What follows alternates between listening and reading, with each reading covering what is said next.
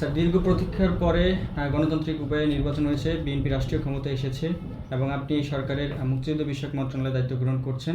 আপনার অনুভূতিটা একটু জানতে চাচ্ছি এবং মুক্তিযুদ্ধের চেতনায় আগামীতে রাষ্ট্র পরিচালনা এরকম হওয়া উচিত, এটা একটু বলবেন। ধন্যবাদ। এবার নির্বাচন আমাদের জন্য সবার জন্যই একটা বিরল অভিজ্ঞতা। আমার এটা ছিল 10 নম্বর নির্বাচন। আমার এলাকাবাসী, লালমোহন এবং তর্জমুদ্দিনের মানুষ, তারা পরপর 7 বার আমাকে নির্বাচিত করেছে জাতীয় সংসদে। আমি তাদের কাছে খুবই কৃতজ্ঞ। মাঝখানে 16 বছর এলাকায় যেতে পারি নাই, জনগণের সাথে সম্পৃক্ততা অনেক কমে গিয়েছে। তারপরও যে মানুষ মনে রেখেছে এবং প্রায় 1 লক্ষ ভোটের ব্যবধানে আমাকে জিতিয়েছে, সেজন্য আমি খুবই কৃতজ্ঞ তাদের কাছে। আর এর আগের ইমিডিয়েট আগের নির্বাচনে 18 সালে নির্বাচন করতে গিয়েছিলাম বিএনপির প্রার্থী রূপে। সেখানে পুলিশ আমাকে বাসার মধ্যে ঘিরে রেখেছিল, ঘর থেকে বেরোতে পারি নাই। মানে প্রার্থী পুলিশ দিয়ে ঘিরে রেখে যে নির্বাচন, এর চাইতে বড় প্রহসন আর কি হতে পারে, সেটাই আমাকে মোকাবেলা করতে হয়েছে। তবে আমাকে যে মন্ত্রণালয় দেওয়া হয়েছে, মুক্তিযুদ্ধ মন্ত্রণালয়ে, বাংলাদেশের অভ্যুদয়ের সাথে জড়িত এবং বাংলাদেশের আমরা জাতি 71 সালে যুদ্ধ করেছিল গণতন্ত্র প্রতিষ্ঠার জন্যে এবং দেশে যাতে সাম্য, মানবিক মর্যাদা, সামাজিক ন্যায় বিচার প্রতিষ্ঠিত হয়, যেটি এতদিন হয়নি। আমাদেরও লক্ষ্য, বিএনপি সরকারেরও লক্ষ্য হবে সাম্য, মানবিক মর্যাদা এবং সামাজিক সুবিচার প্রতিষ্ঠিত করার জন্যে। আমাদের নেতা শহীদ রাষ্ট্রপতি জিয়াউর রহমান স্বাধীনতার ঘোষণা দিয়েছেন।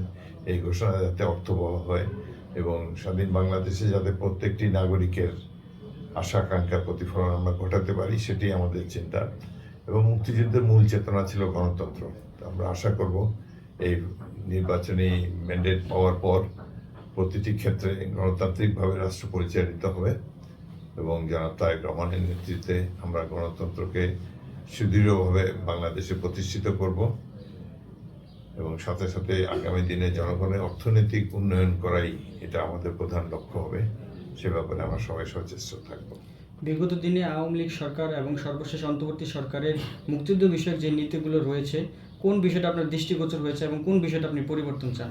তাদের কোনো নীতি ছিল বলে আমার জানা নেই, আগে জানি নেই ওদের কোনো নীতি ছিল কিনা, তারপরে দেখবো। আর তাদের নীতি দেখারও আমাদের দরকার নেই। আমাদের শহীদ রাষ্ট্রপতি জিয়াউর রহমানের দল, যিনি স্বাধীনতার ঘোষক, আমরা যারা রণাঙ্গনে মুক্তিযুদ্ধ ছিলাম, আমরা নিজেদের পরিকল্পনা দেখে পাশ করবো। আওয়ামী লীগ করলো না করলো সেটি নিয়ে আমরা অত ব্যস্ত নই। তবে মূলত গণতন্ত্রকে সুপ্রতিষ্ঠিত করা এবং জনগণের অর্থনৈতিক মুক্তি সাধন করা, এটি হলো আমাদের প্রধান লক্ষ্য। স্যার, বিগত দিনগুলোতে আমরা দেখেছি ভুয়া মুক্তিযুদ্ধ সনদের যে একটা বিতর্ক, আপনি এখন এখানে দায়িত্ব আছেন, এই বিষয়ে যাচাই করবেন কিনা বা পরিবর্তন আনবেন কিনা, এই বিষয়গুলো একটু দেখবেন কিনা? বর্তমানে যে জামুকা আছে, জাতীয় মুক্তিযোদ্ধা কাউন্সিল, এরা দেশের বিশিষ্ট মুক্তিযোদ্ধা এবং তারা খুব ভালো কাজ করছে এবং ভুয়া মুক্তিযোদ্ধা অনেক তারা বের করেছে। সুযোগ পেলে এরা একদম ভুয়া মুক্তিযুদ্ধ শূন্য করে দিবে। তো তাদের উপর পুরো আস্থা রয়েছে। তারাও আমাদের ওয়ার্কিং প্রসিডিওরও জামুকা যাদেরকে রিকমেন্ড করবে তাদেরকে আমরা মুক্তিযুদ্ধ হিসাবে স্বীকৃতি দেবো। এর বাইরে মন্ত্রণালয় কিছু করবে না। 5 আগস্ট পরবর্তী সময় আমরা দেখেছি মুক্তিযুদ্ধের বিভিন্ন স্তম্ভ বিভিন্ন জায়গায় ভাঙচুর করা হয়েছে, বিশেষ করে একটা মূর্তি ভাঙার নামে কিন্তু মুক্তিযুদ্ধের যে বিষয়গুলো আছে, স্তম্ভগুলো, সেগুলো ভাঙানো হয়েছে। আসলে এটা কি মানুষের ক্ষোভ নাকি কোনো একটা পক্ষ মুক্তিযুদ্ধের যে স্মৃতিগুলো আছে সেগুলো ধ্বংস করতে চাইছে? কি মনে করছেন? এটা স্বাধীনতা বিরোধীদের তৎপরতা। এই দেশে আজকে যদি বিএনপি ক্ষমতায় না আসতো, অন্য দল যদি, অন্য প্রতিপক্ষ রাজনৈতিক দল যদি ক্ষমতায় আসতো, তারা দেখতেন যে মুক্তিযোদ্ধারা ইতিমধ্যেই অনেকেই অন্ধকারের আড়ালে চলে যেত। সুতরাং এই একটি প্রথমে তো চেষ্টা হয়েছিল যে জুলাই অভ্যুত্থানকে মুক্তিযুদ্ধের চেয়ে বড় দেখাবার একটা প্রচেষ্টা ছিল। তারপরে এখন শুরু হয়েছে যে মুক্তিযুদ্ধের ভাস্কর্য বা মুক্তিযুদ্ধের যে সকল চিহ্ন রয়েছে সেগুলো ভাঙে তারা ওই পাকিস্তানি ভাবধারার যারা অনুসারী বাংলাদেশে, তারা তাদের এই ধরনের একটা সুযোগ নিতে চেয়েছে মুক্তিযুদ্ধকে বিতর্কিত করার জন্য। আমরা তীব্র নিন্দা জানাই এবং বাংলাদেশের জনগণই এর প্রতিরোধ করবে। স্যার, 5 আগস্ট পরবর্তীতে যুদ্ধাপরাধ এবং যুদ্ধাপরাধী দুটি শব্দ বিলীন হয়ে গেছে এবং বিগত 16 মাসে আমরা দেখেছি সাধারণ মানুষের মাঝে যে বিষয়টা, যে শব্দটা আসে যে যুদ্ধাপরাধ বা যুদ্ধাপরাধী, এই বিষয়টা শুধু আওয়ামী লীগ উত্থাপন করেছে রাজনৈতিক প্রতিপক্ষকে দমানোর জন্য। আসলে এই বিষয়টা কি আসলেই কি এইটা হয়েছে কিনা?